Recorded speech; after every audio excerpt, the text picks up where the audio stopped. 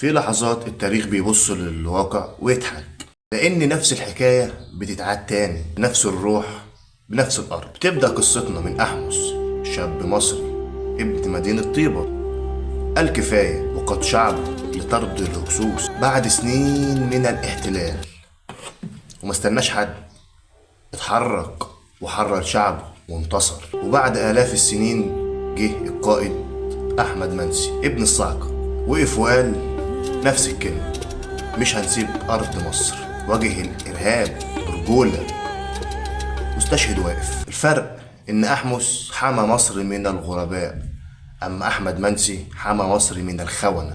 الاتنين كانوا بيقولوا بصوت واحد: مصر خط أحمر، رجالة بتسلم الراية لبعض، والزمن واقف شاهد، والزمن بيلمنا. من أحمس لمنسي